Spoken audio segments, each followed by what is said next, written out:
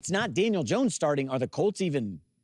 If you ask me to pick the 7 playoff teams in the AFC right now, Broncos, Patriots, Jags, Bills, Chargers. You need someone from that Steelers Texans. division. I don't have the Chiefs in. No, the Chiefs are definitely not in there. Probably Ravens. Probably Ravens. Let me push back a little on the Jags. So they lose ETN. They lose their great linebacker, who was the All-Pro, who had the pick 6 of Mahomes. Name escapes me right now.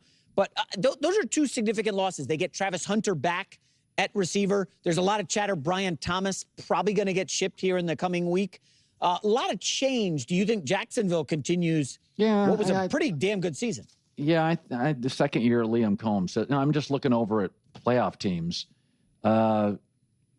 Patriots' schedule is going to be a lot more difficult. Yeah. I think Kansas City's in a weird space. I think I think the moves they made, like Kenneth Walker, they were kind of forced to make. I don't think they had a choice. It's a bad running back draft. It's not like the Chiefs had the Raiders 11 picks where they could use 2 or 3 fours and go get Jeremiah Love. They don't have that many picks left, and they're up against the cap, and their stars are getting old. I think Kansas City. Yeah. I think Kansas City had to go get Kenneth Walker because I don't think this draft after Love provides a day one plug-and-play star running back. There's one in the whole draft. If you think this Chiefs team is a playoff worthy, you believe Steve Spagnuolo can work magic with that defense. Colin, again, you could go position group by position group. Who are their 5 best players? Mahomes, Creed Humphrey, top. I don't think Kelsey's in there. I mean, Kenneth Walker probably has to be. Kenneth Walker's right now. Is Rashee Rice in there? Chris Jones is aging. Again, they just don't have a lot of talent. Like, it's not a knock, guys. Look at the secondary. Look at the linebacker. Nick Bolton was good a couple years ago. I don't know. You get once you pay the quarterback, you get old very fast. And so, because you pay the quarterback and you want to keep people that the quarterback like Travis Kelce is comfortable with. And Travis and Mahomes are great. 3rd down, red zone. So when you have that veteran quarterback, you tend to keep people around the veteran quarterback who are expensive, familiar. That's why Seattle moving off Kenneth Walker takes some guts. I mean, you have Sam Darnold, you lose your OC. Now you lose your running back. I mean, that's big. So, This is where the discourse becomes genuinely difficult to track. I previously created content addressing the Kansas City Chiefs after Colin declared that everyone was criticizing their moves, while he maintained they were handling free agency and trades effectively. My response highlighted the contradiction, reminding viewers that Colin had previously pronounced the Chiefs' dynasty finished, complete with visual aids depicting a tombstone. Now the narrative has shifted again. The Chiefs are suddenly old. They were forced into the Kenneth Walker acquisition. They might not even reach the postseason. Following this logic creates a dizzying experience. If I absorb these arguments sequentially, I might conclude the Chiefs are indeed playoff-bound. Colin presents compelling points. Then I adopt that perspective. Subsequently, Colin will criticize those very views as if they originated elsewhere. The cycle becomes impossible to navigate. This raises fundamental questions about where consensus actually resides regarding Kansas City. Some teams generate relatively straightforward evaluations. The competitive landscape has arguably compressed across the league. Previous seasons featured clear hierarchies with the Chiefs, Ravens, Bills establishing obvious separation. Now the picture appears murkier. Teams like Denver, Los Angeles Chargers, New England all generate varying degrees of optimism. What strikes me is the absence of genuine separation. The gap that once existed when Allen, Lamar, Mahomes, and Burrow were all healthy and operating at peak creativity has diminished. Those quarterbacks regularly produced moments you had never witnessed before. That sense of limitless possibility has faded somewhat across the board. Consequently, I could theoretically entertain arguments that the Patriots represent the league's premier team. I am not making that claim, but the fact that it exists within the realm of plausible discussion illustrates how compressed the hierarchy has become. I cannot definitively assert that New England operates levels above Denver, Kansas City, or the Chargers. That congestion alone transforms everything. Extending this logic further, we encounter teams like Indianapolis, Houston, and others occupying middle-tier positions. I am not locking in specific evaluations of these franchises at this early stage. Division winners remain uncertain. These are illustrative examples rather than firm predictions. What I struggle to accept is placing the Chiefs behind these organizations in any definitive hierarchy. Examining other contenders reveals legitimate questions. Quarterback uncertainty plagues some rosters. Defensive concerns emerge elsewhere. Key personnel departures create voids. Veteran additions raise age-related questions. Yet I fail to see why those teams possess clearer paths to playoff qualification than Kansas City. If the argument centers on Denver and the Chargers simply being superior division competitors, that position has internal logic. I may not endorse it, but it represents coherent reasoning. The confusion emerges when wildcard discussions begin. Once playoff expansion beyond division winners enters consideration, the calculus shifts. In recent seasons, the landscape has featured scenarios where winning the division meant securing the top seed, while falling short dropped teams to 5 or 6 seeds. That pattern remains possible. However, using last season as reference, teams like Houston, Indianapolis, Baltimore, Pittsburgh, and the Chargers all occupied specific positions where division victory or nothing defined their reality. The Chiefs navigated a unique campaign featuring injuries, suspensions, and Mahomes-related challenges. Natural progression suggests improvement this season. If Kansas City returns stronger, excluding them from playoff contention relative to other candidates becomes problematic. The counter-argument would require demonstrating that the Chiefs have not improved and will not improve. That represents an entirely different discussion. Even then, I struggle envisioning franchises like Indianapolis surpassing them. Consider the Colts as a case study. I maintained high expectations for Indianapolis entering last season. Injuries undermined their campaign. When they faced Kansas City, defensive absences compromised their competitiveness.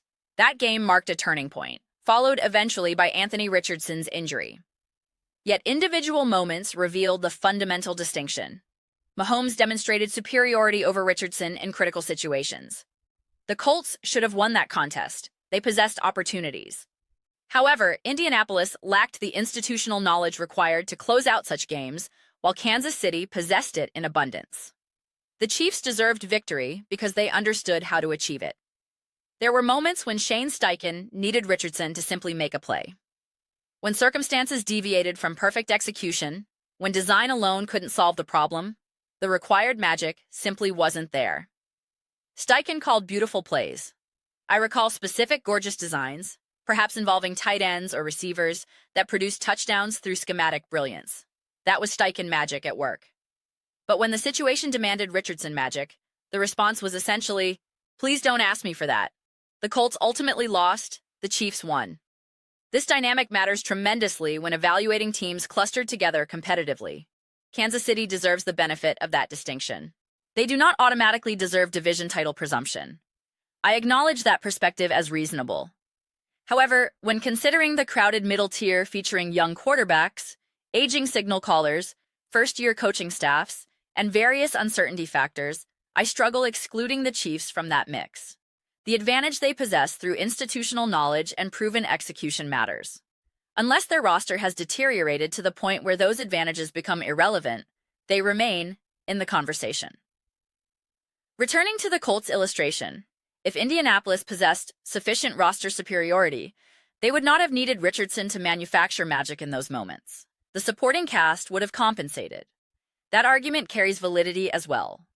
Currently, I do not observe sufficient separation to definitively exclude Kansas City from playoff contention. This brings us to the Chiefs' current operational reality. They have reached a delicate juncture in their roster construction cycle.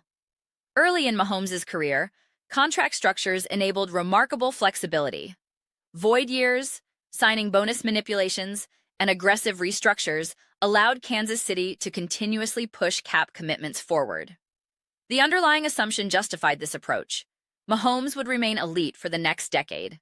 Every restructure, every extension, every cap maneuver operated on that foundational belief. You could lather, rinse, repeat indefinitely. However, organizations eventually encounter limitations on this flexibility. The Chiefs cannot indefinitely operate on the assumption that Mahomes will maintain indisputable prime performance for another 10 years. 3 or 4 years ago, that projection was straightforward. Of course, Mahomes would still be elite in 2026. Contract structures reflected that confidence. Void years and signing bonuses created manageable future obligations because the organization knew extensions would follow. The cycle continued. At some point, the calculus shifts. The same freedom and flexibility diminish. Structural constraints emerge. This does not imply concerns about Mahomes' future performance. Rather, it acknowledges that contract construction requires different assumptions at different career stages. Early in a superstar quarterback's career, you possess maximum confidence to structure deals aggressively. Even if Mahomes experienced age-related decline or injury complications, discussions occurring in 2019 or 2020 still presumed elite performance worth the investment. The conversation fundamentally changes in 2026, 2027, and beyond. Things must operate differently. This transition affects roster construction versatility. The Chiefs enjoyed greater flexibility earlier in Mahomes' career than they potentially possess moving forward. Competing franchises may not face identical constraints. The situation warrants observation. I am genuinely fascinated to examine how Kansas City continues supporting Mahomes and maintaining competitiveness through this phase. Tom Brady represents the ultimate outlier in this context. His willingness to accept below-market compensation created unique circumstances. Setting aside his skill set entirely, the financial aspect alone transformed New England's capabilities. The Patriots essentially treated an aging quarterback like a rookie entering the league, cap-wise. Brady's contract enabled roster flexibility that most organizations cannot replicate. When Kansas City structures void years anticipating future cap hits, when they restructure and extend with absolute certainty about Mahomes' longevity, they operate from a different assumption set. I believe Mahomes genuinely prioritizes Super Bowl victories and values winning tremendously. I suspect he would consider financial accommodations to facilitate continued contention. His desire for GOAT status suggests willingness to make sacrifices. However, circumstances may influence that calculus. If Mahomes wins another championship relatively soon, the pursuit of 6 or 7 rings feels tangible and urgent. If the team experiences a playoff miss, followed by divisional round exits, the psychological framework shifts. At some point, even the most competitive individuals acknowledge that 8 championships probably isn't happening. That realization carries no shame. It simply represents realistic assessment. The question becomes how that acknowledgement affects financial decision-making. I am not suggesting Mahomes will suddenly demand maximum compensation. Rather, these considerations introduce complexity that simply did not exist in 2018, 2019, 2020, 2021, or 2022. The environment has fundamentally changed. To be clear, I am not implying Mahomes will sign a new contract imminently. The point concerns holistic roster management. When structuring Mahomes' deal and simultaneously negotiating with other players, the interplay matters. Void years in 2023 can be managed through anticipated restructures. Projected cap reductions can be modeled against expected adjustments. These calculations previously offered relative certainty. That certainty diminishes moving forward. If you found this explanation confusing, that reflects the genuine complexity involved. I do not pretend to possess comprehensive expertise in these matters. Organizations employ dedicated specialists specifically to navigate this labyrinth. I have emphasized this repeatedly throughout the offseason because it bears repeating. The Chiefs currently face these challenges. Their navigation strategy warrants attention. The only sustained example of successfully managing such dynamics involved New England and Brady. Setting aside his unique longevity and skill preservation, the financial accommodation element created unprecedented flexibility. We lack clear precedents for how this will unfold with Mahomes. Observation remains the only option. Those represent my thoughts on the Kansas City Chiefs and their positioning. The playoff question lingers. Are they missing the postseason entirely? That formulation essentially asks whether they fail to qualify. I am curious about your perspectives. Do you view Kansas City as playoff-bound or playoff-missing? Share your thoughts in the comments.